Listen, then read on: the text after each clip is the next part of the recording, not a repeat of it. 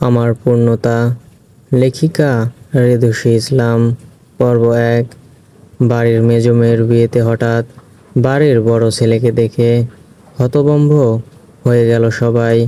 প্রায় ৬ বছর পর চৌধুরী বাড়িতে পা রেখেছে সাদিকুর তাফসির চৌধুরী, যা দেখে বাড়ির মহিলা সদস্যদের চোখ উপচে পানি পড়ছে। আর বিয়ের কোণে তার কথা তো বাদই দিলাম, এতগুলো বছর পর ভাইকে দেখে তো কান্নায় থামছে না তার। অবশেষে অভিমান মিটল, তবে ভাই বাড়িতে ফিরে এসেছে ভেবে তার কান্না আরও দ্বিগুণ হলো। কিন্তু কান্নার দাপটে এত টাকা খরচ করে করা মেকআপ যে নষ্ট হতে চলল, এদিকে খোঁজ নেই তার। সে রীতিমতো কান্নায় ব্যস্ত। এদিকে যাকে নিয়ে এত কান্না সে নিরুত্তাপ, কিন্তু চোখে মুখে বিরক্তির ছায়া স্পষ্ট। এই যে মা কাকিমারা যে তাকে ঘিরে কান্না করছে, সেদিক তো একবারও খেয়াল নেই তার। সে নিশ্চিন্ত মনে সোফায় বসে ফোন টিপছে, মনে হচ্ছে যেন কিছুই হয়নি। এতক্ষণ যাবৎ এসবই দাঁড়িয়ে দাঁড়িয়ে দেখছিল প্রাচুর্য, কিন্তু এবার সত্যি বিরক্ত হলো সে। কিন্তু এমন মানুষ এলো রে বাবা, যার জন্য বিয়ে বাড়িতে এত কান্নার ঢল। কোনো রাজা মহারাজা নয় তো, তাহলে এত সমাদর করার দরকারটা কি? হঠাৎ একটা রাশভারী কথা ভেসে এলো কানে। সামনে তাকিয়ে দেখলাম তাফসীর ভাই বড় মায়ের দিকে তাকিয়ে বলছে, আহা মা, এবার থামবে তোমরা? কি শুরু করলে বলো তো? এসেছি ধরে কেঁদে যাচ্ছ,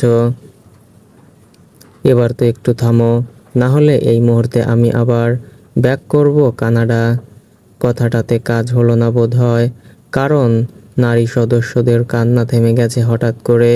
মনে মনে খুশি হয়ে ধন্যবাদ জানালাম তাফসীর ভাইকে। বেশ সুষ্ঠু ও সুন্দরভাবেই সম্পন্ন হলো বাড়ির বড় মেয়ে রাদিয়া চৌধুরীর বিয়েটা। বিশেষ করে বাড়ির বড় ছেলে এতগুলো বছর পর আসার আনন্দ যেন কান্নায় কান্নায় পূর্ণ হলো এবার। সকলের মুখে থেকে যেন চওড়া হাসি সরছেই না।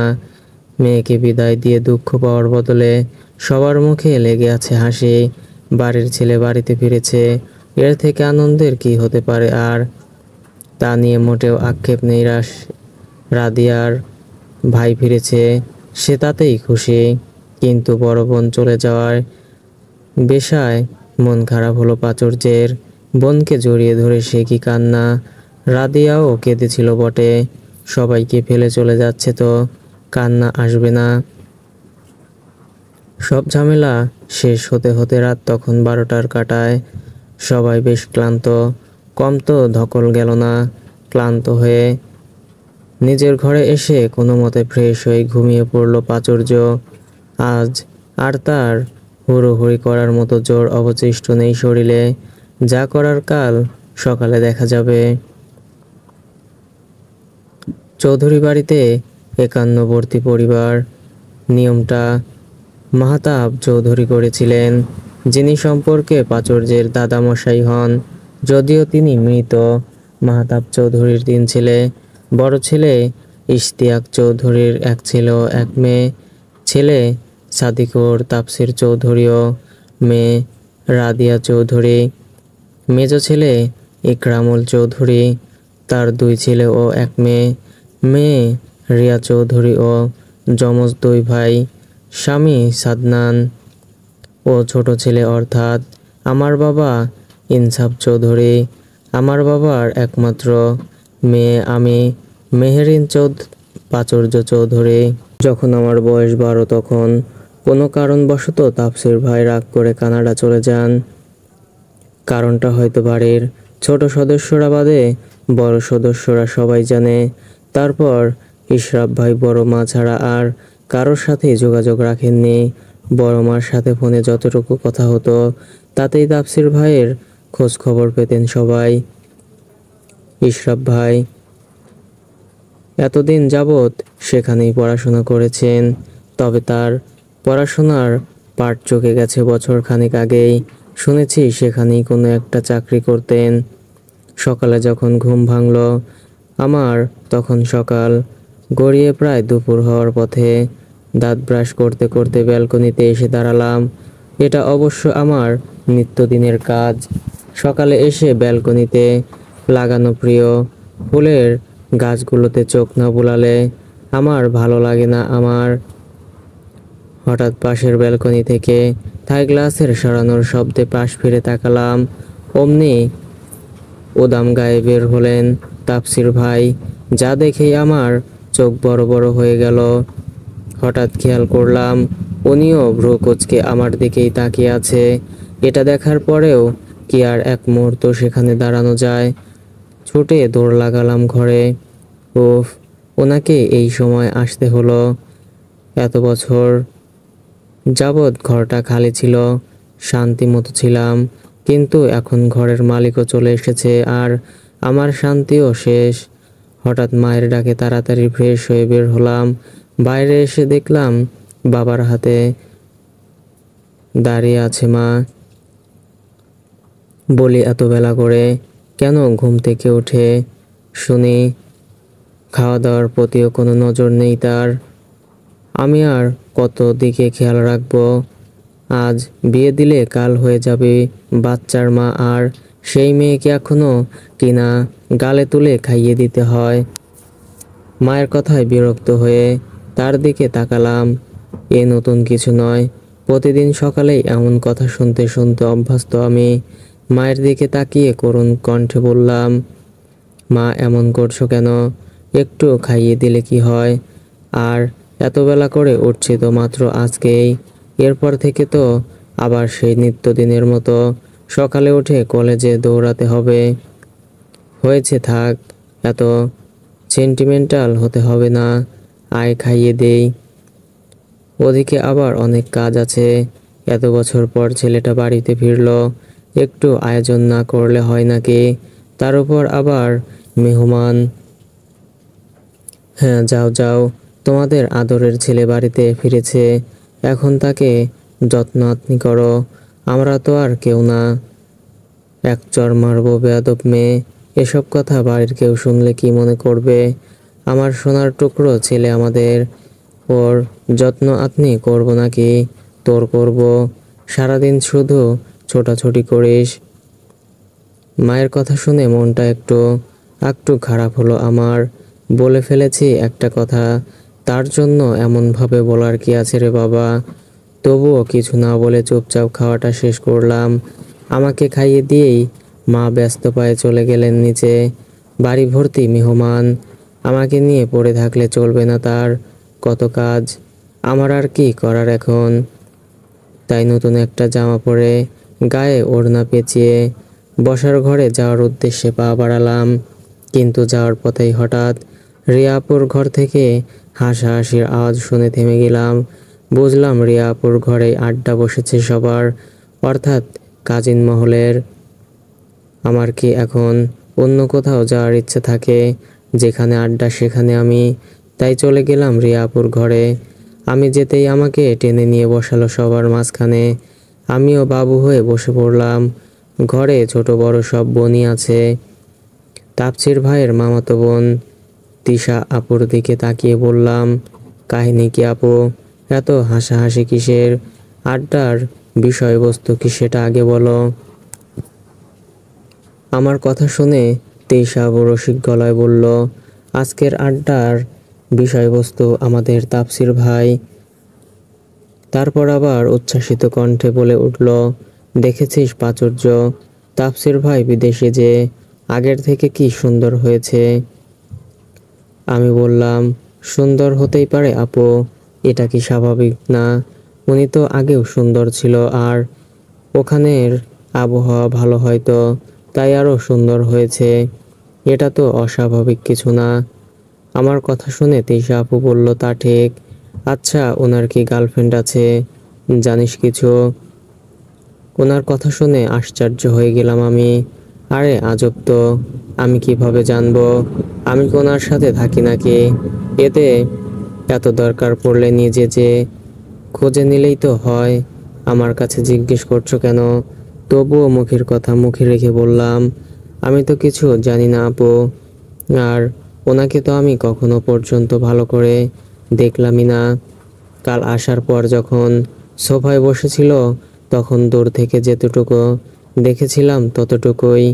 সকালের কথাটুকু চেপে গেলাম, কারণ ওই কথাটুকু বললে এখন 100টা প্রশ্ন করে মাথা খাবে এরা। আর ওনার বিষয়ে বেশি কথা বাড়াতে আমি মোটেও ইচ্ছুক নই। আমার কথা শেষ হওয়ার সাথে সাথে রিয়া আপু বলল, হয়েছে, এবার থামো সবাই। তারপর বলো, কালকে রাদিয়া আপুর রিসেপশনে কে কি পড়বে? রিয়া আপুর কথায় গল্পের মোড় ঘুরে গেল কালকে রাদিয়া আপুর রিসেপশনের দিকে। সবাই বিশাল আলোচনার পরে ডিসিশন হলো শাড়ি পরবে সবাই। এই ডিসিশনে সবাই খুশি হলেও হতে পারলাম না আমি, কারণ শাড়ি পরে হাঁটা তো দূরেরই কথা, শাড়ি পরলেও কেমন লজ্জা লাগে আমার, কিন্তু কেন তা জানি না। তাই বাদ সেধে বললাম, তোমরা শাড়ি পরলে পরোগে বাবা, আমিও সব শাড়ি টাড়ি পরতে পারবো না। আমার কথা শুনে খেই খেই করে উঠল রিয়া আপু। তারপর রাগী কণ্ঠে বলল, শাড়ি পরতে পারবি না মানে? মামার বাড়ির আবদার পেয়েছিস নাকি যে শাড়ি পরতে পারবি না? বললি আর অমনি আমরা শুনে নিলাম। রিয়া আপুর সাথে তাল মিলিয়ে তাফসির ভাইয়ের খালাতো বোন সাইমা আপুও বলে উঠল, হ্যাঁ তাই তো, আমরা সবাই শাড়ি পরবো আর তুমি একা পরবে না, এটা তো মেনে নিব না, তোমাকে পরতেই হবে। আপুর সাথে সবাই বলে উঠল যে হ্যাঁ পরতেই হবে। অগত্য আমি আর কি করব, উপায় না দেখে রাজি হয়ে গেলাম। সব মেহমানদের খাওয়া হয়ে গেলে বসলো বাড়ির সদস্যরা। আমার ডাক পড়তে ডাইনিং রুমে যেয়ে দেখলাম খাবারের বিশাল আয়োজন। ইতিমধ্যে বসে পড়েছে সবাই, তার মধ্যে তাফসির ভাইও আছে দেখছি।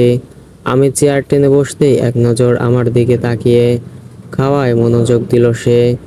বড় মা, মেজো মা সবাই এখন খাতির যত্ন করছে দেখে মনে হচ্ছে বাড়িতে নতুন মেয়ে জামাই এসেছে। কিন্তু বড় বাবার দিকে তাকিয়ে অবাক হলাম, তার কোনো দিকে খেয়াল নেই দেখে মনে হচ্ছে খুব বিরক্ত সে, কিন্তু কারণটা বুঝলাম না। এতদিন পর ছেলে বাড়িতে এসেছে, কোথায় বাকিদের মতো মাথায় তুলে রাখবে, আর তা না করে তিনি বিরক্ত হচ্ছেন। তাই পাশে বসা রিয়া আপুর কাছে কানে কানে জিজ্ঞেস করলাম, কি ব্যাপার বলো তো আপু, বড় বাবা এমন বিরক্ত হয়ে খাচ্ছে কেন? আমার কথা শুনে রিয়া আপু বললেন, পাশে তাফসির ভাই আছেন তো তাই হয়তো, উনি আসা অবধি না এখনো পর্যন্ত তিনি বড় বাবার সাথে কথা বলেছেন, আর না বড় বাবা। এদের মধ্যে কোনো যুদ্ধ তো চলছেই, যা আমরা জানি না। রিয়া আপুর কথা শুনে বুঝলাম কাহিনী একটু বেশি গরমিল। জানার প্রচুর আগ্রহ থাকলেও আপাতত শান্ত হয়ে খেতে শুরু করলাম।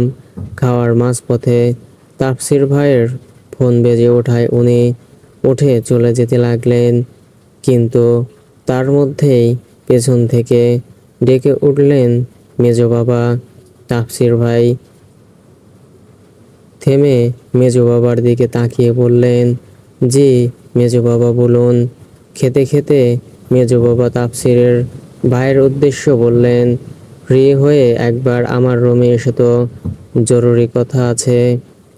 মেজো বাবার কথা শুনে তাফসির ভাই এক পলক বড় বাবার দিকে তাকালেন, তারপর আবার মেজো বাবার দিকে তাকিয়ে বললেন, ঠিক আছে মেজো বাবা, আমি একটু পর আসছি।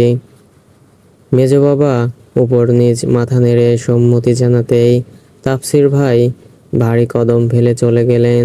খাওয়া দাওয়া শেষ হতেই রুমে এসে ফোন হাতে নিয়ে বসলাম।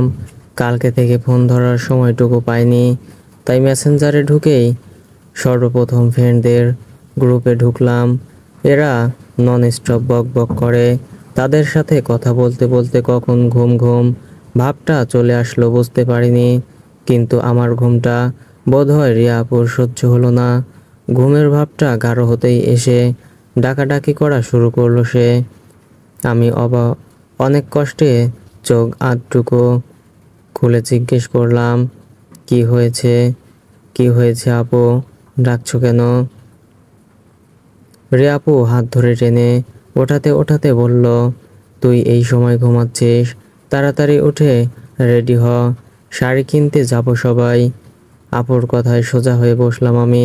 ঘুমে ঢুলো ঢুলো চোখে চুলে হাত খোপা করতে করতে জিজ্ঞেস করলাম, কিসের শাড়ি? আমার আর শাড়ি কেনা লাগবে না, মায়ের থেকে একটা নিয়ে পরবো, তোমরা যাও। আমার কথা শুনে বেশ বিরক্ত হলো আপু। বাজকাই কণ্ঠে বলল, জি না, ওই শাড়ি পরলে হবে না, আমরা সবাই একই রকম শাড়ি পরবো। তাড়াতাড়ি উঠে রেডি হন, বসুন্ধরায় যাব। তোকে 10 মিনিট সময় দিলাম, তার মধ্যে রেডি হয়ে নিচে আসবি, অপেক্ষা করছি বলে ঘর থেকে বের হয়ে চলে গেল আপু। রেডি হয়ে নিচে নামতেই দেখলাম তাপসির ভাই মেজো বাবার ঘরে থেকে বের হচ্ছে। তৎক্ষণাৎ মনে পড়ল, ওহো, মেজো বাবা তো ডেকেছিলেন ওনাকে কোনো একটা কারণে, কিন্তু কি বলল তা তো জানা হলো না। আমার ভাবনা চিন্তার মাঝেই সামনে কারোর উপস্থিতি টের পেলাম। আস্তে আস্তে মাথা তুলে তাকাতেই দেখলাম তাপসির ভাই এসে দাঁড়িয়েছেন আমার সামনে। ওনাকে এত সামনে দেখতেই প্রথমে থতমত খেয়ে গেলাম। কিছু বলতে যাব তার আগেই উনি বলে উঠলেন, এত সেজেগুজে কোথায় যাচ্ছিস? ওনার কথা শুনে একবার নিজের দিকে তাকালাম, কিন্তু সাজার চিহ্ন মাত্র না পেয়ে ওনার দিকে তাকিয়ে বললাম, সাজলাম কোথায় তাফসির ভাই, নতুন জামাটাই তো পরলাম শুধু। আমার কথায় ভ্রু কুঁচকে বললেন, বা 2 দিনের পুচকে মেয়ে, কথা শিখেছিস তো ভালো, কোনটাকে সাজ বলে আর কোনটাকে বলে না তা এখন তোর থেকে শিখতে হবে, জানতাম না তো। ওনার কথা শুনে অবাক হয়ে গেলাম আমি। আমি কি বললাম আর উনি কি বলল? আমি উত্তরে কিছু বলতে যাব তার মধ্যেই রিয়া আপু এসে দাঁড়ালো পাশে। তাপসির ভাইয়ের দিকে তাকিয়ে জিজ্ঞেস করলো, কি হয়েছে ভাইয়া, কোনো সমস্যা? তোদের ছোট বোন যে দিন দিন বেয়াদব হয়ে যাচ্ছে, সেদিকে খেয়াল রাখিস তোরা। মুখে মুখে তর্ক করা শিখেছে দেখছি, সাবধানে রাখিস এটাকে, বলে চলে গেলেন তাপসির ভাই। ওনার কথা শুনে তাজ্জব বনে গেলাম। মনে মনে ভাবছি, কি এমন বললাম যার জন্য বেয়াদব উপাধি পর্যন্ত পেয়ে গেলাম। তাপসির ভাইয়ের কথা শুনে আমার দিকে অবাক দৃষ্টিতে তাকিয়ে রিয়া আপু বলল, ওনাকে কি বলেছিস পাঁচুর? এই, তুই বেয়াদবি করেছিস ওনার সাথে, জানিস না উনি তোর কত বড়? বিশ্বাস করো আপু, আমি কিচ্ছু বলিনি, উনি বানিয়ে বানিয়ে বলেছেন। আচ্ছা বাদ দে, চল গাড়িতে, তিশাপু আর সাইমা অপেক্ষা করছে। চলো। ঘড়িতে যখন 10টা বাজে তখন একগাদা শপিং ব্যাগ নিয়ে বাড়িতে ঢুকলাম সবাই। আমাদের দেখেই মা শরবত বানাতে চলে গেলেন সবার জন্য। আমি এসেই শপিং ব্যাগগুলো কোনো মতে নিচে রেখেই সোফায় গা এলিয়ে দিলাম ক্লান্তিতে। পা ব্যথায় টনটন করছে, পুরো বসুন্ধরা চরকি মারিয়েছে একই রকমের অনেকগুলো সুন্দর শাড়ি খুঁজতে। যেটা পছন্দ হয় সেটা একই রকমের অনেকগুলো পাওয়া যায় না, আবার যেটা পাওয়া যায় সেটা পছন্দ হয় না। অবশেষে ঘুরে ঘুরে এক দোকানে পেলাম কন্দনের কাজ করা গোলাপি ও বেগুনের সংমিশ্রণের শাড়ি। অসম্ভব সুন্দর দেখতে শাড়িটি, পছন্দ হলো সবারই। এর মধ্যেই নিচে নেমে এলেন তাপসির ভাই। সদর দরজা দিয়ে যেতে যেয়েও আমাদের দেখে পা ঘুরিয়ে চলে এলেন আমাদের দিকে। আশ্চর্য হওয়ার ভান করে বললেন, তোরা কি পুরো বসুন্ধরা উঠিয়ে নিয়ে এলি নাকি? বাপ চাচারা যা আয় করেছে সব দেখি তোরা শপিংয়ের পেছনে লাগিয়ে দিচ্ছিস। ওনার কথা শুনে মেজাজ গরম হলেও কিছু না বলে চুপ করে থাকলাম, কারণ আমি কিছু বললেই তো দোষ। দেখা গেল আবারও বেয়াদব বেয়াদব উপাধি পেয়ে গেলাম। কিন্তু রিয়া আপু চুপ করে থাকলো না, মিনমিন করে বলল, তেমন কিছুই না ভাইয়া, আসলে কালকে আপুর রিসিপশনে সবাই একই রকমের শাড়ি পরবো তো তাই। উত্তরে তাপসীর ভাই কিছু না বলে ধূপ করে বসে পড়ল আমার পাশে। আমি সরে বসতে গেলে খেয়াল করলাম ওপাশের সোফায় হাত ছাড়া আর কিছুই নেই। উনি একবার আমার দিকে তাকিয়ে পর মুহূর্তে চোখ ঘুরিয়ে ফোনের দিকে তাকালো। আমি আর চোখে একবার ফোনের দিকে তাকিয়ে চোখ সরিয়ে নিতেই আবার তাকালাম। হঠাৎ মস্তিষ্কে হানা দিল একটু আগে আর চোখে দেখা আবছা সেই তিনটি শব্দ। আমি কি সত্যি দেখলাম তাফসীর ভাইকে কে জানি আই লাভ ইউ বলল না? তার মানে তাফসীর ভাই প্রেম করেছেন। ফোনের স্ক্রিনের দিকে তাকিয়ে আছি সেটা হয়তো খেয়াল করেছেন উনি। সাথে সাথেই ফোনের পাওয়ার বাটন অফ করে পকেটে ঢুকালো ফোন। রুকুজকে আমার দিকে তাকিয়ে বললেন, অন্যের ফোনে উকি ঝুঁকি দেওয়া যে ব্যাড ম্যানার্স, এটা জানিস না তুই? বুঝলাম ধরা পড়ে গেছি, তবুও সাফাই গাইতে বললাম, আমি কোথায় আপনার ফোনে উকি ঝুঁকি দিলাম তাফসীর ভাই? আমি তো ওই পাশের হাতলে থাকা তেলাপোকাটাকে তাকেই দেখছিলাম। দেখুন দেখুন, ওখানে যাচ্ছে না। আমার কথা শুনে পাশের হাতলের দিকে তাকালেন উনি। সত্যি তেলাপোকা দেখে আর কিছু বললেন না, উঠে চলে গেলেন ওনার রুমের দিকে। বুঝলাম কথায় হয়তো কাজ হয়েছে। মনে মনে তেলাপোকাটাকে ধন্যবাদ জানালাম, কারণ সে এসে সময় মতো না বসলে আজকে মান সম্মান সব যেত, শুধুমাত্র তাফসীর ভাইয়ের ফোনের দিকে তাকানোর জন্য। এর মধ্যে মা এসে তাড়া লাগালেন। আমাদের এখনো বসে থাকতে দেখে রাগী গলায় বললেন, তোরা এখনো উঠিসনি?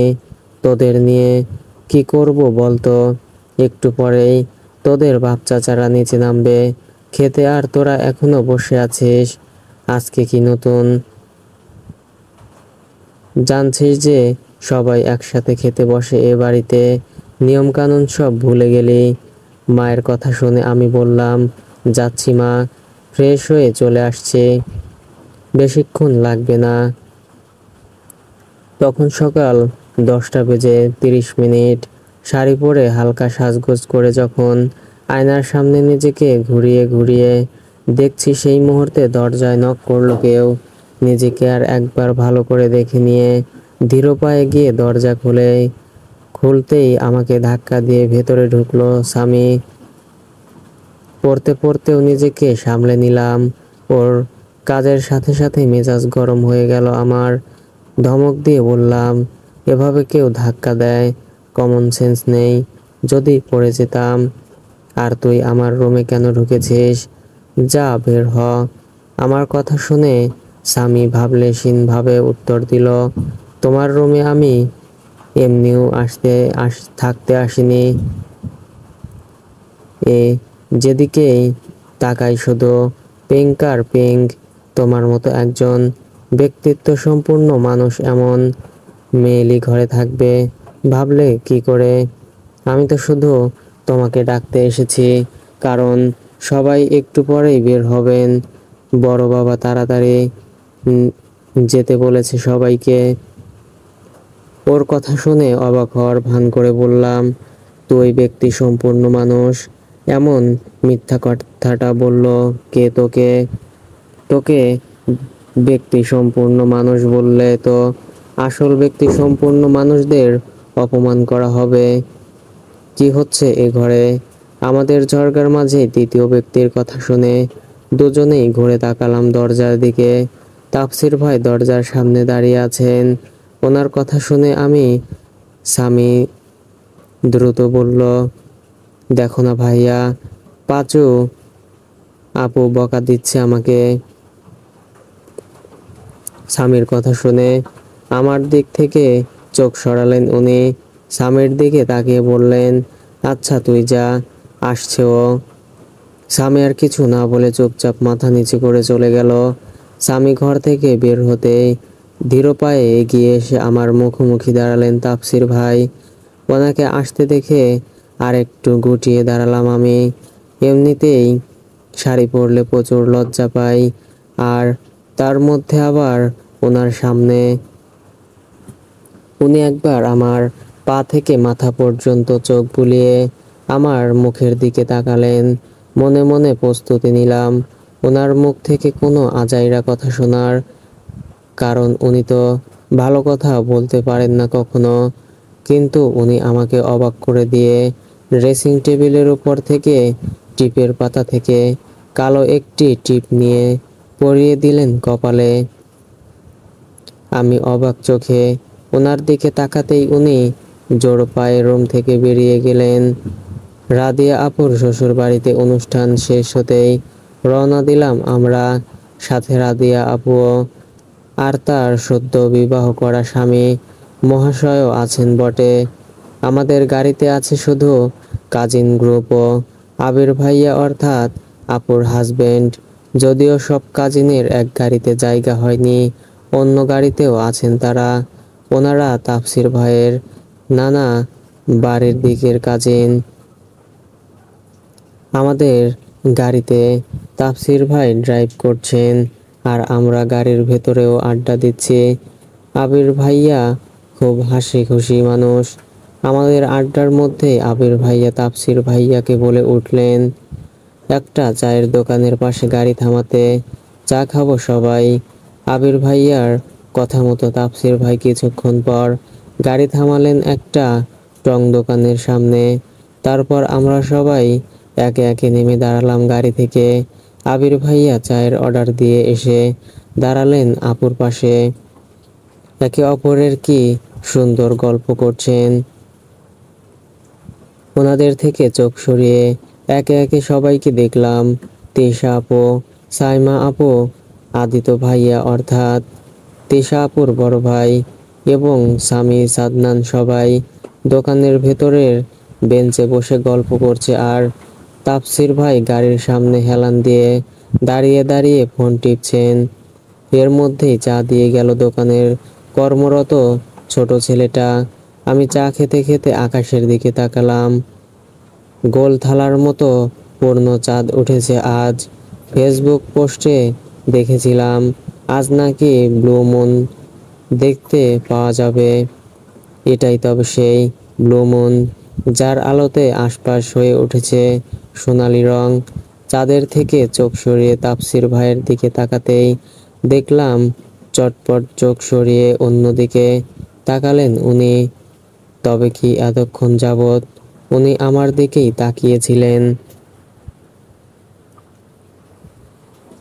সকাল 7টা নাগাদ অ্যালার্মের শব্দে ঘুম ভাঙলো আমার, আর মোড়ে ভেঙে উঠে বসলাম আমি। আজ থেকে আবার সেই রুটিন মাফিক জীবন শুরু। এতদিন বিয়ে উপলক্ষে শান্তিতে ছিলাম, আজকে থেকে আবার সেই কলেজ, কোচিং, পড়াশোনা শুরু। সকাল 8:30 থেকে কলেজ, তাই তাড়াতাড়ি করে ফ্রেশ হতে চলে গেলাম। বাড়ি থেকে কলেজে যেতে আধ ঘন্টা সময় লাগে। একেবারে রেডি হয়ে নিচে আসতেই দেখলাম খাওয়া শুরু করে দিয়েছে সবাই। তাফসির ভাই অনুপস্থিত, হয়তো এখনো ঘুমাচ্ছেন। আমি তাড়াতাড়ি খেয়ে বেরিয়ে গেলাম কলেজের উদ্দেশ্যে।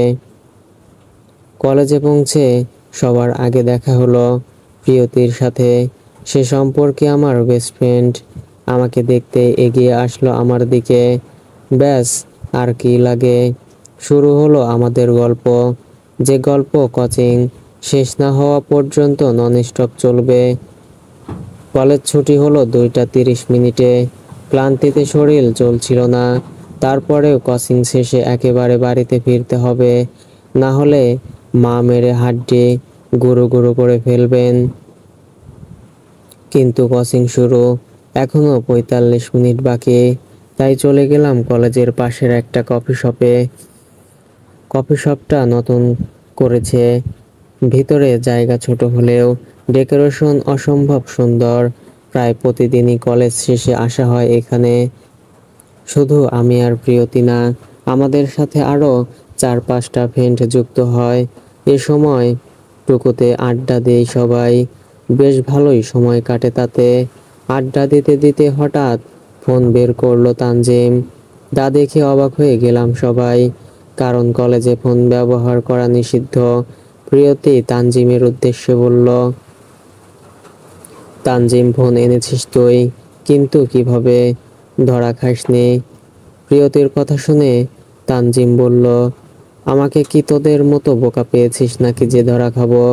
আমি ফোন লুকানোর নিনজা টেকনিক জানি। ধরা খেলেও ফোন খুঁজে বের করতে পারবে না স্যার ম্যামরা। কিন্তু এটাকে তো রুলস ব্রেক বলে। কি দরকার শুধু শুধু ফোন আনার? বলে উঠলাম আমি। আমার কথায় তানজিম বলল, রাখ তোর রুলস ব্রেক। কলেজ কোচিং শেষ হতে হতে সেই বিকেল, এতক্ষণ অনলাইনে না ঢুকে পারা যায় নাকি? এর মধ্যে পাশ থেকে অস্পরা বলে উঠল, আচ্ছা থাম তোরা, তানজিম ফোন দে, তুই ছবি তোল সবাইকে ইনস্টাগ্রামে আপলোড দিব।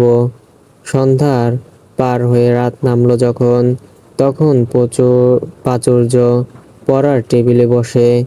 এতক্ষণে পড়ার কারণে প্রচুর মাথা ব্যথা করছিল, তাই মাকে কফি দিতে বলবে মনে মনে ঠিক করলো। কিন্তু যেই অমনি উঠে দাঁড়ালো, তখনই দরজার খট করে খুলে ভেতরে প্রবেশ করলো তাপসীর। তাপসীরকে দেখতেই প্রাচুর্য বিহ্বল চোখে তাকালো, বুঝে উঠতে পারছিল না এ সময় তার ঘরে তাপসীর ভাইয়ের কাজটা কি। তাই কিছু না বলে চেয়ে থাকলো সেদিকে। তাপসীর ভাই কিছু না বলে টেবিলের সামনে থেকে চেয়ার নিয়ে বসে পড়লো পায়ের উপর পা তুলে। যা দেখেই ভ্রু কুঁচকে এলো আমার।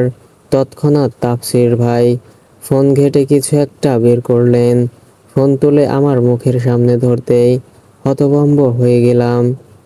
তখন মধ্যরাত, ঘড়িতে হয়তো 3টা বা 3টা 30 বাজবে। সবাই গভীর ঘুমে, কিন্তু ঘুমাতে পারলাম না আমি। আমার মধ্যে ঘুরছে রাতের কথাগুলো, তাপসীর ভাইয়ের দেওয়া থ্রেড, সাথে বাড়ছে মৃদুলের উপর ক্ষোভ। তাকে কে বলেছিল আমার আর তার ছবি আলাদা করে ছাড়তে? আবার ক্যাপশন দিয়েছে উইথ জিএফএফ। উফ, যতবারই এসব কথা ভাবছি ততবারই রাগে মাথা ফেটে যাচ্ছে। পরের দিন কলেজে যায় একবার শুধু, তারপর ওর একদিন কি আর আমার একদিন। তখন তাপসীর ভাই ফোন ঘেঁটে মৃদুল আর আমার একসাথে একটা ছবি দেখেছিলেন। সেটা গতকাল দুপুরে কফি শপে তুলেছিলাম আমরা। শুধু তো আমি একা না, সবাই তো এমন আলাদা আলাদা অনেক ছবি তুলেছিলেন। কিন্তু না, তাপসীর ভাই তো সেটা বললেনই না। দেখবেন তো শুধু আমার ছবি, আমি তো ওনার শত্রু লাগে, তাই আমাকেই দেখবেন সব জায়গাতে। তখন উনি ফোন নামিয়ে গম্ভীরভাবে আমার দিকে তাকিয়ে বললেন, তোকে ছোট বাবা কলেজে পাঠায় ছেলেদের সাথে ঘেঁষাঘেঁষি করে ছবি তুলতে। ওনার কথা শুনে রীতিমতো হতবাক হয়ে গেলাম আমি। এটা মোটেও ঘেঁষাঘেঁষি করে ছবি তোলা নয়, আমাদের মাঝে যথেষ্ট ডিস্টেন্স আছে, এটা চোখে বিধছে না ওনার। তবুও কিছু বললাম না। দেখে বোঝাই যাচ্ছে উনি হয়তো রেগে আছেন প্রচুর, তাই মাথা নিচু করে চুপ করে থাকলাম। উনি আবার বলতে শুরু করলেন, উত্তর দিচ্ছিস না কেন? বল, ছোট বাবা কি তোকে এই সব করাতে কলেজে পাঠায়? তোর লজ্জা করে না এই বয়সে প্রেম প্রীতি করতে? ওনার কথা শুনে বুঝতে পারলাম যে আমার ছবি দেখে ভুল বুঝেছেন উনি। তাই সাহস জুগিয়ে ওনার দিকে তাকিয়ে বললাম, আপনি ভুল বুঝছেন আমাকে।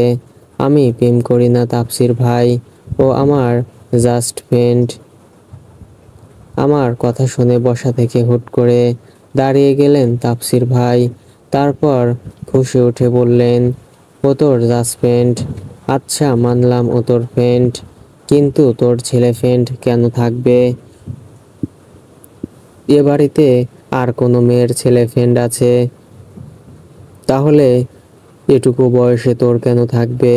ছোট বাবাকে যে বলি যে তার মেয়ে কলেজে যে ছেলেদের সাথে আড্ডা দিয়ে বেড়াচ্ছে, তার মেয়ের সাথে ছবি তুলে ছেলেরা আপলোডও দিচ্ছে, আবার বলছে জিএফএফ বা মেয়ের কি উন্নতি। ওনার কথা শুনে আতঙ্ক ঘিরে ধরলো আমাকে।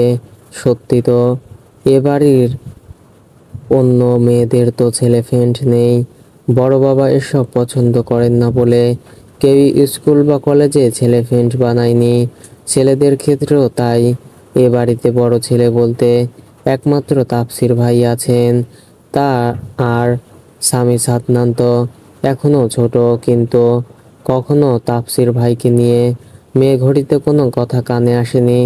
বিদেশে যে কি করেন সে কথা আলাদা, তবে এখানে তো এমন কথা কখনো শোনেননি। বড় বাবার কথা অনুযায়ী একটা ছেলে আর একটা মেয়ে কখনো ফ্রেন্ড হতে পারে না। ওনার এই ধারণা কেন, তার কারণ জানি না। সেই জন্যই ওনার কঠোর নিষেধাজ্ঞা আছে ব্যাপারে। আর সেখানে আমার এই ছবি দেখলে তো সবাই হাড্ডি গুঁড়ো গুঁড়ো করে ফেলবে আমার। আবার আর বাবার কানে যাওয়া মানে বড় বাবারও কানে যাওয়া। তাই ভয়ে ভয়ে তাপসির ভাইয়ের দিকে তাকালাম। কাঁপা কাঁপা কণ্ঠে বললাম, বাবাকে বলবেন না তাপসির ভাই, আমি এমন করব না আর, প্রমিস।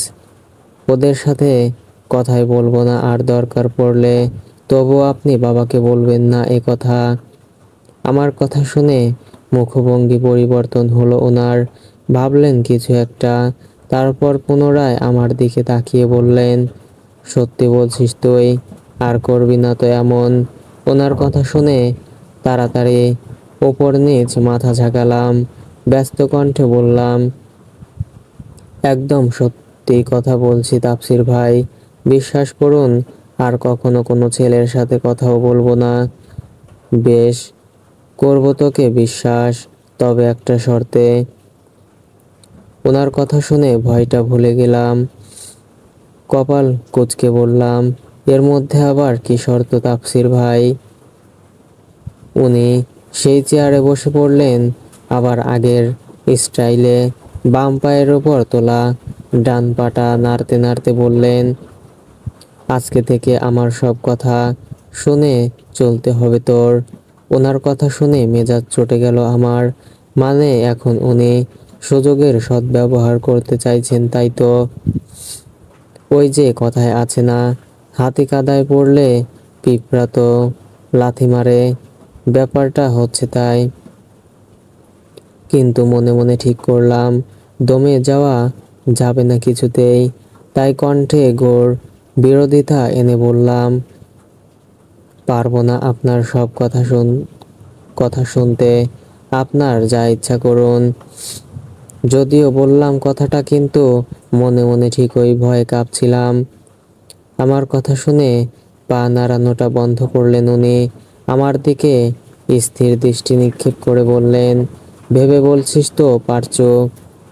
ছবি ডিলিট কিন্তু ডিলিট করিনি। এতক্ষণ যাবৎ সঞ্চার করা সাহস ফুস করে নিভে গেল। বুঝতে পারলাম আর কোনো উপায় নেই। তাই ওনার কথা মেনে নিয়ে থমথমে গলায় বললাম, ঠিক আছে, আপনি যা বলবেন তাই হবে। শুনবো আজ থেকে আপনার সব কথা। উনি উঠে দাঁড়িয়ে আমার দিকে তাকিয়ে সবগুলো দাঁত বের করে হাসলেন। উচ্ছ্বাসিত কণ্ঠে বললেন, গুড গার্ল। তারপর বেরিয়ে যেতে লাগলেন ঘর থেকে। কিন্তু দরজার সামনে যেও থেমে গেলেন।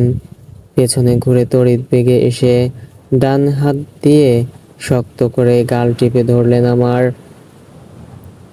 দাঁত খিঁচিয়ে বললেন, আর যেন কোনোদিন কোনো ছেলের আশেপাশেও না দেখি। যদি তোকে নিয়ে কখনো কোনো কথা আমার কানে আসে তবে পা কেটে রেখে দেবো, মনে রাখিস। কলেজ কোচিংয়ে যাবি, ঠিক আছে? তবে সেখান থেকে সোজা বাড়িতে আসবি, অন্য কোথাও যেন না দেখি। কথাটা বলে গাল ছেড়ে দিয়ে গটগট পায়ে বেরিয়ে গেলেন রুম থেকে।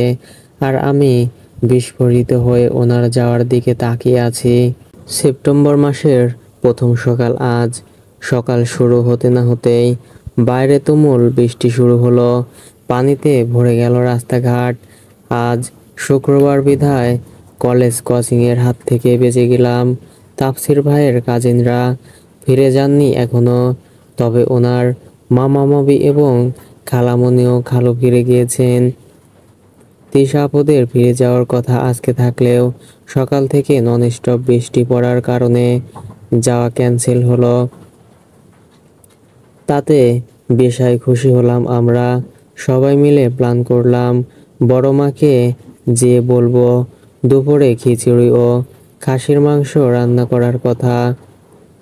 বাইরে মুষলধারে বৃষ্টি, সাথে গরম গরম খিচুড়ি। আহ, ভাবতেই এখনই জিভে পানি এসে আসছে। তাই প্ল্যান অনুযায়ী সবাই মিলে চলে গেলাম নিচে। প্রথমে রান্নাঘরে উকি দিতেই দেখলাম বড় মা লুডো সিদ্ধ করছে, আর মা প্রয়োজনীয় জিনিসপত্র কাটাকাটি করে দিচ্ছে। মেজমা অনুপস্থিত এখনো। আমি পেছন ফিরে আবার সবার দিকে তাকালাম। ওরা উৎসুক দৃষ্টিতে তাকিয়ে আছে আমার দিকে। আমি আবার সামনে তাকালাম।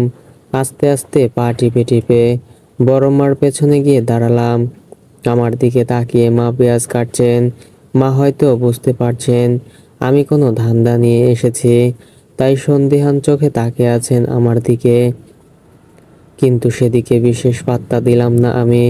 বড় মাকে পেছন থেকে জাপটে ধরে উৎসাহিত কণ্ঠে ডাক দিলাম, বড় মা। আচমকা পেছন থেকে জাপটে ধরায় বড় মা ভয় পেলেন খানিকটা, যা দেখে খিলখিলিয়ে হেসে উঠলাম আমি। তৎক্ষণাৎ পাশ থেকে চেঁচিয়ে উঠল মা, রাগী কণ্ঠে বললেন, তুই কি দিন দিন ছোট হয়ে যাচ্ছিস প্রাচু? এভাবে আচমকা কেউ ধরে দেখলি না বড় আপা ভয় পেয়েছেন? শাহানা, মেয়েটাকে বকছিস কেন? ছোট মানুষও। পরপরই আমার দিকে তাকিয়ে বললেন, পারচু, আম্মু কি লাগবে তোর? এসেছিস নিশ্চয়ই কিছু বলতে।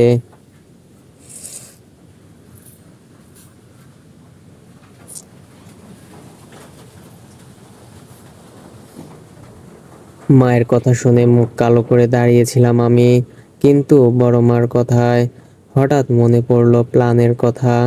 তাই আদুরে গলায় বললাম, বড় মা, খিচুড়ি আর খাসির মাংস খেতে ইচ্ছে করছে অনেক। দুপুরে একটু বানিয়ে দেবে প্লিজ। মা কিছু বলতে যাবে তার আগেই বড় মা বলে উঠলেন, কেন দেব না? এ আর এমন কি, খেতে চেয়েছিস আর আমি কি না দিয়ে পারি? বড় মার কথা শুনে আনন্দে নেচে উঠল মন। ফের বড় মাকে জড়িয়ে ধরে বললাম, বড় মা তুমি বেস্ট। এর মধ্যেই রান্নাঘরের দরজায় হাজির হলেন তাফসির ভাই। রান্নাঘরের দেয়ালে হেলান দিয়ে দুই হাত ভাঁজ করে দাঁড়ালেন। আমার দিকে তাকিয়ে ভ্রু নাচিয়ে বললেন, কি ব্যাপার, কি হচ্ছে এখানে? ওনাকে দেখে চমৎকার করে হাসলেন মা। আমার আর বড় মায়ের দিকে ইঙ্গিত করে বললেন, দেখ না বাবা, ওরা মা মেয়ে দুজন দুজনকে পেয়ে আমাকে ভুলে গেছে। দেখছিস না একে অপরকে কিভাবে সাপের মতো পেঁচিয়ে আছে। মার কথায় বড় বড় করে কদম ফেলে মার কাছে এগিয়ে গেলেন তাফসির ভাই। পাশ থেকে জড়িয়ে ধরে বললেন, তাতে কি হয়েছে ছোট মা? এই তো আমি আছি তোমার হয়ে। কানার রাতে তোমাদের কত মিস করেছি জানো। প্রতিটা মুহূর্তে কোনো কাজ করার সময় মনে পড়তো তোমাদের কথা। তোমাদের অভাব খুব অনুভব করেছি আমি। ওনার কথায় মন খারাপ হয়ে গেল মার। বড় মা কেঁদে ফেললেন আঁচলে মুখ ঢেকে। বড় মার কান্না দেখে তাফসির ভাই মাকে ছেড়ে বড় মায়ের কাছে এসে দাঁড়ালেন। দু হাতের মধ্যে বড় মায়ের মুখ নিয়ে উপরে তুললেন। নরম কণ্ঠে বললেন, কাঁদছো কেন মা? এই দেখো, এখন তো তোমার সামনে দাঁড়িয়ে আছি। কান্নার দাপটে কথা বলতে পারছিলেন না বড় মা। তবুও থেমে থেমে বললেন, এখন এসে জিজ্ঞেস করছিস, কাঁদছিস কেন? এতদিন তো একবারও পাত্তা দিসনি, কখনো জানতে চেয়েছিস তোকে ছাড়া কেমন আছি আমি? এত অভিমান তোর? সরি মা, আর কখনো এমন করব না। এই দেখো কান ধরছি, উঠবস করব। বলো মা, তবুও কান্না করো না তুমি প্লিজ। ওনার কান ধরার ভঙ্গিতে হেসে ফেললেন বড় মা। তা দেখে হেসে ফেললাম আমরাও। সত্যি তাপসির ভাই আমার সাথে যাই করেন না কেন, বড় মাকে বড্ড ভালোবাসেন উনি। রান্নাঘর থেকে বাইরে আসতে দেখলাম ড্রয়িং রুমের সোফায় বসে আছেন সবাই, সাথে রাদিয়া আপু ও আবির ভাইয়াও আছেন। আমাকে দেখে রিয়া আপু ইশারায় জিজ্ঞেস করলেন, কাজ হয়েছে কিনা? আমি মুচকি হেসে মাথা উপর নিচ নাড়াতে লাফিয়ে উঠল সবাই। ঠিক দুপুরবেলা, সময় 1:30। আমরা সবাই আকাশের দিকে তাকিয়ে আছি বৃষ্টির আশায়। কিন্তু হায় আফসোস, সকাল থেকে ননস্টপ বৃষ্টি পড়েছে। তখন কুমার বদলে উল্টো পেরেছে। আর এখন গ্রুপ ধরে যখন ছাদে আসলাম, তখন বৃষ্টির চিহ্ন মাত্র নেই। তবুও জানি কিছুক্ষণের মধ্যেই বৃষ্টি নামবে, কারণ আকাশ মেঘে এখনো কালো হয়ে আছে। তবে থেমে থেমে মেঘ ডেকে উঠছে গুমর গুমর। আদিত ভাইয়া ছাদের ছিদ্র গুলো বন্ধ করে দিয়েছে, যাতে বৃষ্টি পড়লে ছাদে পানি জমে, তাতে আনন্দ বেড়ে যাবে কয়েক গুণ। এর মধ্যেই রাদিয়া আপু আবার আমার পাশে এসে ধপ করে বসে পড়লেন। তারপর বিরক্ত গলায় বললেন, দেখলি পারচু, সারা সকাল ধরে বৃষ্টিতে বাড়িঘর ডুবিয়ে দিল। তো এখন মনে মনে এত বৃষ্টি থামার প্রার্থনা করলাম, কিন্তু কবুল হলো না। আর এখন যখন বৃষ্টি চাইছি, তখন বৃষ্টির কোনো খোঁজ নেই। ওনার কথা শুনে ফোঁস করে নিঃশ্বাস ছাড়লাম আমি। তারপর মুখ ফুলিয়ে বললাম, কি আর করবে আপু, আমাদের মতো আকাশের দিকে তাকিয়ে বসে থাকো, নইলে আবির ভাইয়ার সাথে বসে বসে গল্প করো। দেখো বেচারা একা একা দোলনায় বসে আছে। রাগ তোর আবির ভাই, বিয়ের পর প্রথম বৃষ্টি আজ।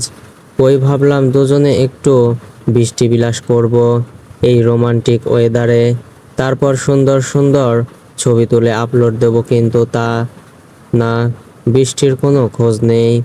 হ্যাঁ হ্যাঁ, তোমাদেরই তো সময় এখন, আমরা সিঙ্গেল মানুষ, তোমাদের দেখি আর জ্বলি।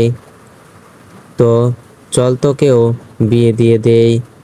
ছোট বাবাকে বলি যে তার মেয়েকে বিয়ে দেওয়ার প্রয়োজন, না হলে অন্যদের দেখে হতাশ করে মরে যাচ্ছে সে। ছাদে প্রবেশ করতে করতে বললেন তাপসির ভাই। ওনার কথা শুনে বিরক্ত হলাম আমি। মানে, আমি যেই কথাটা বলবো সেই কথাটায় কেন ধরতে হবে ওনাকে? আমি হতাশ করে মরে যাব নাকি বেঁচে থাকি, তাতে ওনার কি? তাই মাথা উঁচু করে ওনার দিকে তাকিয়ে বললাম, আপনাকে এত ভাবতে হবে না আমাকে নিয়ে, সময় হলে এমনিতেই বিয়ে করে নিব, আর বাবাও দিবেন। তার থেকে বরং আপনি বিয়ে করে ফেলুন, আমরা দাওয়াত খাই একটা। আমার কথা শুনে আকাশ থেকে পড়ার ভান করলেন উনি। নিচে বসে আমার দিকে ফিরে বললেন, কি সাংঘাতিক কথাবার্তা বলছিস রে পাঁচু, বাড়িতে আমার ছোট বোন আছে একটা, তাকে বিয়ে না দিয়ে আমি কিভাবে বিয়ে করি বলতো? দিন দিন তোর বুদ্ধি দেখি গোড়ালিতে গিয়ে ঠেকছে। ছোটবেলায় তো এমন বলদ ছিলি না, তাহলে এখন কেন হচ্ছিস? তাপসির ভাইয়ের কথায় অবাক হলাম আমি। মনে মনে নিজেকে প্রশ্ন করলাম, আমি কি সত্যিই বলদ? ভেতর থেকে মন তৎক্ষণাৎ উত্তর দিল, কাবি নাহি প্রাচুর্য, তুই বলদ না, তুই মোটেও বলদ হতে পারিস না। মনের কথা শুনলাম আমি, তাই একই কথা মুখে এনে বললাম, আমি মোটেই বলদ না। তাপসির ভাই, আপনি ভুলভাল বকছেন কেন?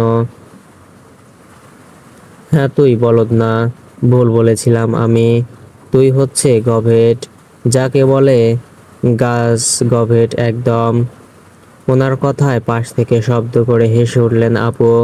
তারপর তাফসির ভাইয়ের দিকে তাকিয়ে বললেন, ভাইয়া এবার থামো তুমি, আর চেতিও না ওকে। বেচারিকে আর কিছু বললে কান্না করে দিবে একদম। দেখো এক্ষুনি চোখ কেমন ছলছল করছে। আমাদের কথা বলার মাঝেই ঝপ করে বৃষ্টি নামলো। ওপাশে তিশা আপু, সাইমা আপু, রিয়া আপু, আদিত ভাইয়া আর স্বামী সাদনান বসে গুটি খেলছিল। বৃষ্টি নামতেই চিল্লিয়ে উঠল তিশা আপু ও সাইমা আপু। ওদের চিল্লানো দেখে বিরক্তি নিয়ে চাইলেন তাফসির ভাই, কিন্তু সেদিকে বিশেষ পাত্তা দিলাম না আমি। মনে মনে বেজায় খুশি হলে প্রকাশ করলাম না তা। না জানি কোন কথা আবার ধরে বসেন পাশের ব্যক্তি, অর্থাৎ তাফসির ভাই। তাই সেভাবে বসেই আকাশের দিকে মুখ করে চোখ বন্ধ করে বসে থাকলাম। ফোঁটা ফোঁটা বৃষ্টির পানিতে ভরিয়ে তুলল আমার মুখ। আমাদের বৃষ্টি বিলাস শেষ হতেই সবাই ড্রেস চেঞ্জ করে চলে গেলাম চিলেকোঠায়। চিলেকোঠার মেঝেতে বড় পাটি বিছিয়ে গোল হয়ে বসলাম। তার মধ্যেই বড় মা, মেঝোমা হাঁড়ি ভর্তি খিচুড়ি, মাংস, ভর্তা, সালাদ নিয়ে আসলেন। রাদিয়া আপু আর রিয়া আপু সবাই থালে বেড়ে দিলেন তা। বড় মা মেঝোমা চলে যেতে লাগলেই তাফসির ভাই হাত টেনে ধরলেন বড় মার। বড় মা আর মেঝোমায়ের দিকে তাকিয়ে বললেন, কোথায় যাচ্ছ মা? তোমরাও বসো, একসাথে খাই সবাই। তারপর সাদনানের দিকে তাকিয়ে বললেন, ছোট যা তো, ছোট মাকেও ডেকে নিয়ে আয়। ওনার কথা শেষ হতেই বড় মা ব্যস্ত ভঙ্গিতে বললেন, না মা, আব্বা, তোরা খাচ্ছিস, খা না। তার মধ্যে আবার আমাদের টানছিস কেন? আর তাছাড়াও তোদের মধ্যে আমরা বুড়োরা কি করব? তুমি বুড়ি হলে কোথায় মা? আয়নায় দেখেছ নিজেকে? এখনো তোমাকে দেখলে যে কেউ ক্রাশ খাবেন। চুপ কর ফাজির ছেলে, কি সব বলছিস বাচ্চাদের সামনে? আচ্ছা বেশ, আর ফাজলামো করছি না, এবার বসো তো তুমি। হ্যাঁ মা, আমাদের সাথে বসুন আপনারা। আর কবে এমন একসাথে হব সবাই, তার তো ঠিক নেই কোনো। পাশ থেকে বলে উঠলেন আবির ভাইয়া। ওনার কথায় সম্মতি দিলেন সবাই। তাই বড় মা মেঝোমা উপায় না পেয়ে বসে পড়লেন আমাদের সাথে। তার মধ্যে সাদনান ডেকে আনলো মাকে। বাবারা কেউ বাড়িতে নেই, অফিসে গেছেন সবাই। তাই নিশ্চিন্তে হই হই করতে করতে দুপুরের খাবার শেষ করলাম সবাই। সারাদিন শান্তিতে আনন্দে থাকলেও বিকেল পর্যন্ত আর আনন্দে থাকতে পারলাম না আমি। বিকাল 4টা বাজতে না বাজতেই ফোন এলো হারুন স্যারের। আজকে তো কোচিং থাকার কথা না, কিন্তু আগামী 7 দিন ট্রেনিংয়ে চলে যাবেন চট্টগ্রাম স্যার। তাই আজকে পড়াতে চাচ্ছেন, কিন্তু এই বৃষ্টি আর হাঁটু সমান পানির মধ্যে ওনার পড়ানোর দরকার কি বুঝে উঠতে পারলাম না আমি। যদিও এখন বৃষ্টি পড়ছে না, তবুও পানি তো আছে। এই পচা পানির মধ্যে মোটেও যেতে ইচ্ছে করছে না আমার। তাই গত 30 মিনিট ধরে মায়ের কানের কাছে ঘ্যান ঘ্যান করলাম আমি, তবুও সুবিধা করতে পারলাম না বিশেষ। মায়ের এক কথা, গাড়ি নিয়ে যাও, গাড়িতে তো আর পানি উঠবে না, তবুও যেতে হবে। আমি মায়ের কথার মাঝে বললাম, ও মা, একটা দিনই তো, আজকে যাব না প্লিজ। একটা সপ্তাহ স্যার পড়াবে না, কোনো দরকারি নোটও দিতে পারে, সাথে এতদিনের জন্য পড়াও দিয়ে দিবেন হয়তো। সেই পড়া বসে বসে শেষ করবে। সামনে এইচএসসি, একদম ফাঁকিবাজি করবি না। আমি তাফসিরকে বলে দিচ্ছি, ও বাসায় আছে, নিয়ে যাবে তোকে। মায়ের কথায় মুখ কালো হয়ে গেল আমার। সত্যি যেতে ইচ্ছে করছে না আজকে, কিন্তু পর মুহূর্তেই মাথায় এলো একটা কথা, যেহেতু আজকে বৃষ্টি পড়েছে, রাস্তাঘাট পানিতে টইটম্বর, সেহেতু গাড়ি চালাতে সমস্যা হবেই। আর তাতে বিভ্রান্তিতে পড়বেন তাফসির ভাই, সাথে বিরক্ত হবেন। আর উনি বিরক্ত হলেই খুশি হব আমি। সাথে পথে এটা ওটা কিনে দিতে বলে আরও বিরক্ত করব আমি। ওনাকে বিরক্ত করার সুযোগ হাতছাড়া করব না আমি। তাই রাজি হয়ে গেলাম। ঘরে শুয়েছিলেন তাফসির ভাই। আমি দরজার সামনে গিয়ে নক করলাম 2 বার। ভেতর থেকে আওয়াজ দিলেন উনি। জিজ্ঞেস করলেন কে? তাফসির ভাই আমি। আমি আবার কে? আমি মেহেরিন প্রাচুর্য চৌধুরী। আমার কথা শুনে খট করে দরজা খুললেন তাফসির ভাই। আমাকে দেখে ভ্রু নাচিয়ে বললেন, কি চাই? আপনাকে চাই। আমার এ কথাতে থতমত খেয়ে গেলেন উনি। পর মুহূর্তেই নিজেকে সামলে বললেন, আমাকে চাই মানে? আপনাকে চাই মানে? আপনাকে চাই। চলুন আমার সাথে। প্রাচুর্য, এভাবে টানছিস কেন? কোথায় নিয়ে যাচ্ছিস? ছাড় আমাকে। শেষের কথাটা খানিকটা ধমক দিয়ে বললেন উনি। ওনার ধমক খেয়ে দাঁড়িয়ে পড়লাম আমি। সাথে সাথে হাতটাও ছেড়ে দিলাম।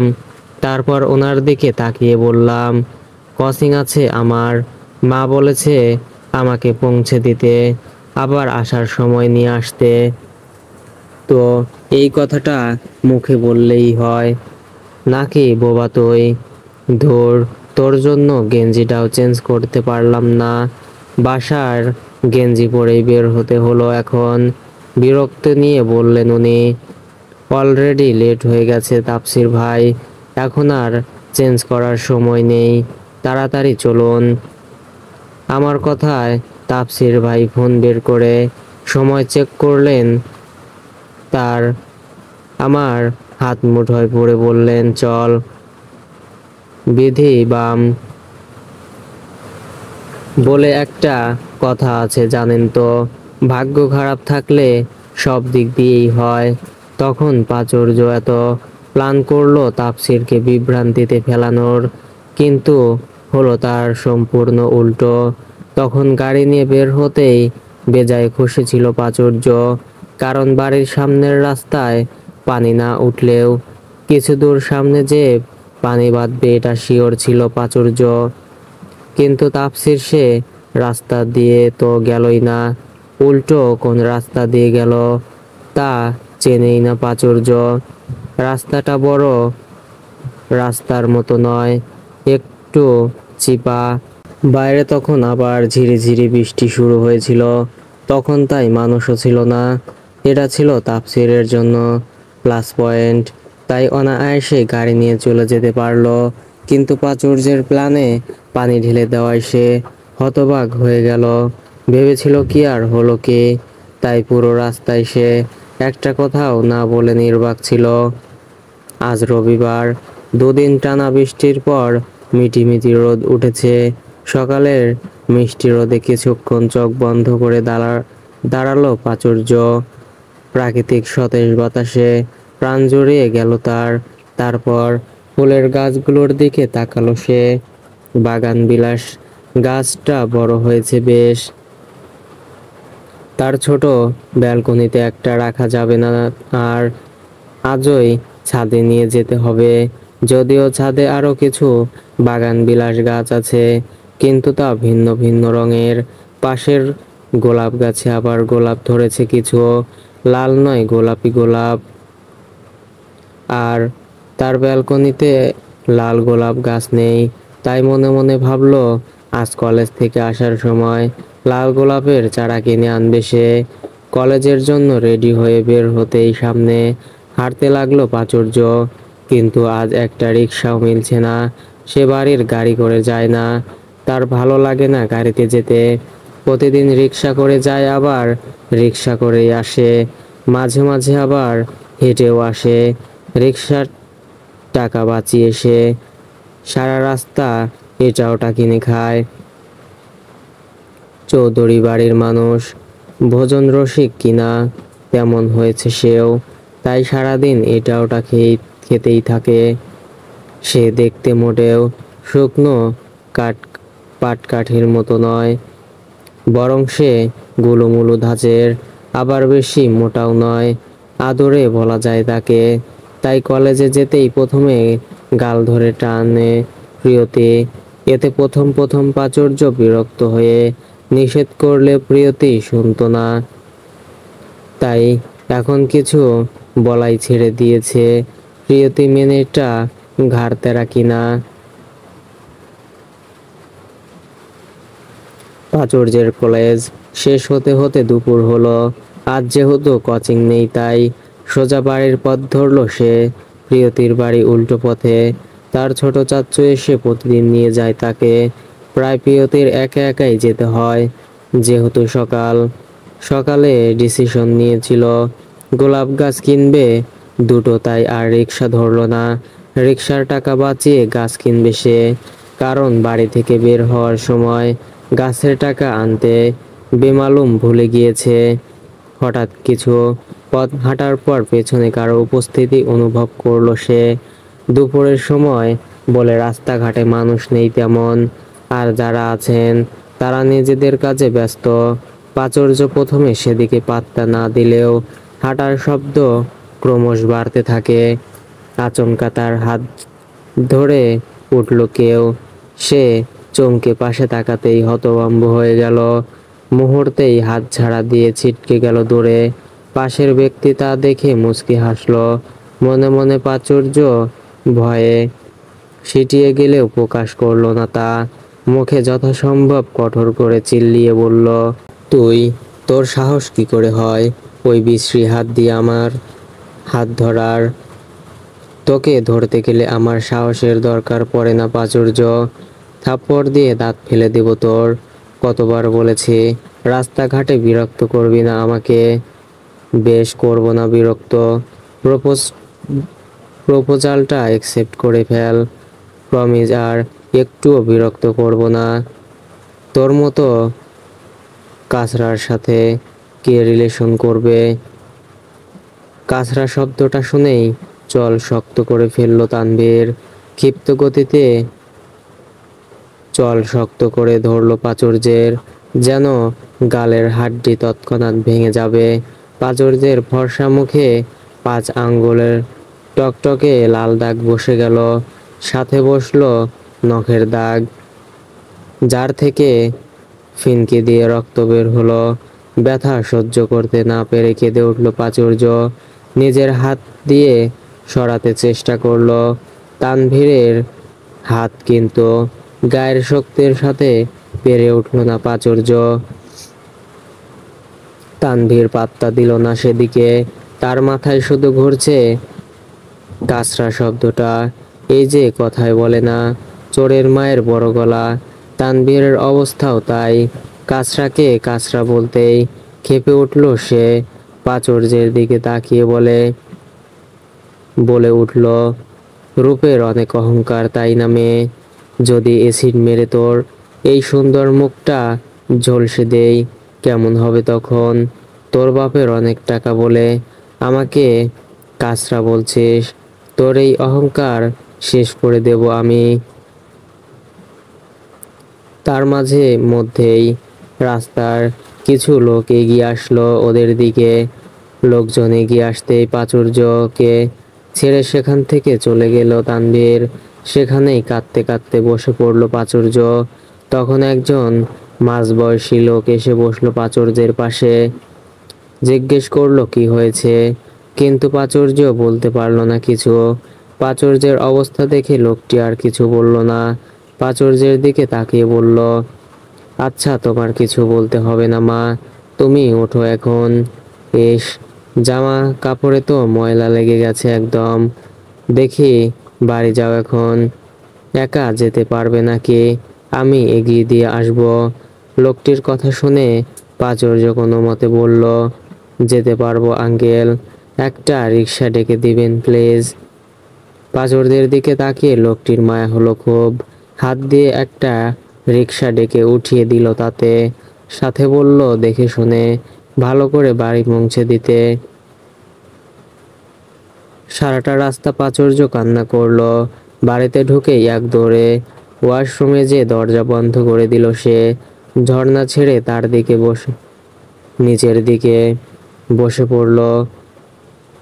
এখন আর কাঁদছে না সে, থম মেরে বসে আছে। শাহানা আরা বারবার ঘড়ির দিকে তাকাচ্ছেন আর কাজ করছেন। এই মুহূর্তে ডাইনিং রুমে সবাই খেতে বসেছেন, কিন্তু চিন্তা হচ্ছে তার মেয়েকে নিয়ে। এখন ঘড়িতে 3টা 30 বাজে। প্রাচুর্যের কলেজ ছুটি হয় 2টা 30 মিনিটে। আসতে আসতে আধা ঘন্টা লাগে, সর্বোচ্চ গেলে 45 মিনিট, তার বেশি নয়। কিন্তু আজ মেয়ের এখনো খোঁজ নেই। প্রাচুর্য বাড়িতে ঢুকলেই ঠিক পায় সবাই। সে বাড়িতে ঢুকতে ঢুকতেই চিল্লিয়ে শাহানার কাছে শরবত চান 1 গ্লাস। সেটি খেয়ে তারপরেই ঘরে যান প্রাচুর্য। নিয়মের একদিনও মিস নেই, তার মানে এখনো আসেনি প্রাচুর্য। শাহানা স্বামীর দিকে তাকালেন এবার। ইনসাফ চৌধুরী মন দিয়ে খাবার খাচ্ছেন, অন্যদিকে খেয়াল নেই তার। শাহানা আরা খানিক বিরক্ত হলেও প্রকাশ করলেন না। স্বামীর পাশে গিয়ে দাঁড়ালেন, নিচু গলায় চিন্তিত ভঙ্গিতে বললেন, শুনছো প্রাচুর্যের বাবা, তোমার মেয়ে তো বাড়িতে ফিরলো না এখনো। ঘড়িতে 3টা 30 বাজে, এতক্ষণে তো চলে আসার কথা। স্ত্রীর কথায় তৎক্ষণাৎ খাওয়া বন্ধ হয়ে গেল ইনসাফের। স্ত্রীর দিকে তাকিয়ে খানিকটা জোরে বললেন, এখনো ফেরেনি মানে? কি বলছো তুমি? ইনসাফের কথায় খাওয়া থেকে মুখ তুলল তাফসির। সে ইনসাফ চৌধুরীর পাশেই বসা ছিল, তার বাবার সাথে পাত্তাই না পারলেও মেজো মা বাবা ছোট বাবার সাথে সখ্যতা বেশ। তাফসির হাত ঘড়িতে সময় দেখে নিল একবার, পরপরই শাহানার দিকে তাকিয়ে বললেন, প্রাচুর্য এখনো ফেরেনি ছোট মা। তাফসিরের কথায় শাহানা আরা দুদিকে মাথা নাড়ালেন, যার অর্থ না এখনো ফেরেনি। ওনার কথায় কপাল কুঁচকে ফেলল তাফসির। ফের জিজ্ঞেস করে বললেন, তুমি শিওর ছোট মা? ফিরলে তো আগে আমাকে ডাকতো, তাও একবার দেখা দরকার এসেছে নাকি। সাদনান যাত, দেখে আয় প্রাচুর্য এসেছে নাকি, যদি আসে তাহলে ডেকে আনবি।